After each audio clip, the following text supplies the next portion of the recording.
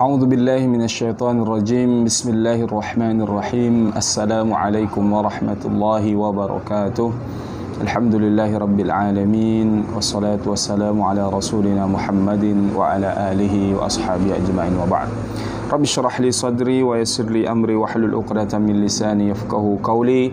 Allahumma 'allimna ma yanfa'una warzuqna 'uluman tanfa'una fid din wad dunya wal akhirah. Allahumma zidna 'ilman warzuqna fahman. Sahabat yang budiman yang dirahmati Allah Subhanahu wa taala, pada kesempatan kali ini kita mengutip perkataan sahabat Rasulullah sallallahu alaihi wasallam, Amirul Mukminin Al-Khalifah Al-Ula Abu Bakar As-Siddiq radhiyallahu anhu wa ardhah. Dalam satu kesempatan beliau menyatakan, "Az-zulumatu khamsun was-suruju laha khamsun."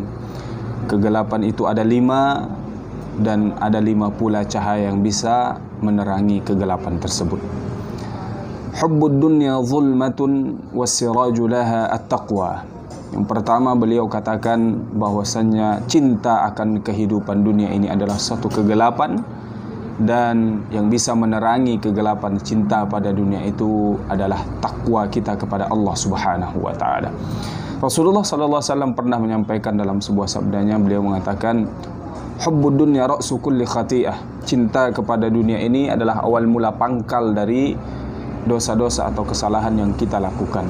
Maka ma'asyiral muslimin yang dirahmati Allah Subhanahu wa taala, dunia kita ini ataupun cinta kepada dunia ini adalah satu kegelapan yang akan membuat hidup kita menjadi gelap, apalagi kehidupan akhirat kita. Maka bagaimana kita menerangi atau menghilangkan rasa cinta kepada kehidupan dunia ini? Maka dengan takwa kita kepada Allah. Apa itu takwa kita kepada Allah? Yakni menjauhi apa-apa maksiat, menjauhi larangan Allah Subhanahu wa taala. Karena dengan demikianlah hidup kita atau apa yang kita jalani ini tidak membuat kita cinta dengan kehidupan dunia yang fana yang akan kita tinggalkan ini.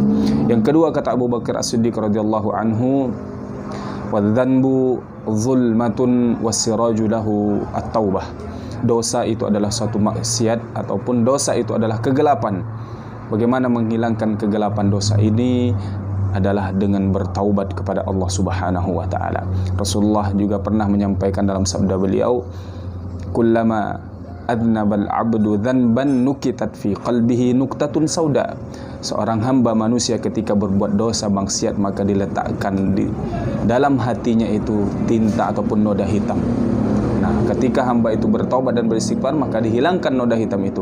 Tapi ketika bermaksiat dan terus bermaksiat tanpa dibarengi dengan taubat kepada Allah, maka hatinya akan menghitam, akan tertutup hatinya itu dan sulit mendapatkan hidayah serta melakukan ketaatan kepada Allah Subhanahu wa taala. Yang ketiga, kata Abu Bakar As-Siddiq radhiyallahu anhu wa ardhah, "Al-qabru zulmatun was-siraju lahu la ilaha illallah."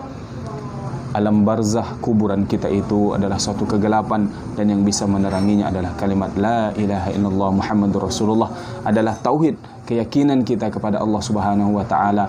Karena dengan keikhlasan kita melafazkan la ilaha illallah, artinya kita meninggalkan apa-apa yang membahayakan kehidupan akhirat kita, terlebih-lebih kehidupan alam barzah kita. Selanjutnya Abu Bakar As-Siddiq radhiyallahu anhu mengatakan, "Al-akhiratu zulmatun was-siraju laha al-a'malus salihah." Kehidupan akhirat itu adalah satu kegelapan, sebagaimana banyak disampaikan bahwasanya akhirat itu nanti orang-orang yang beriman akan diberikan cahaya oleh Allah Subhanahu wa taala, dan ketika orang-orang kafir dibangkitkan, cahaya mereka dipadamkan oleh Allah, maka mereka orang-orang kafir menyeru orang-orang yang beriman ini minta untuk diberikan cahaya juga.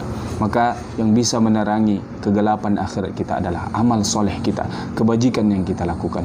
Yang terakhir, Abu Bakar As-Siddiq radhiyallahu anhu arda menyatakan, "As-siratu zulmatun was-siraju lahu al-yaqinu."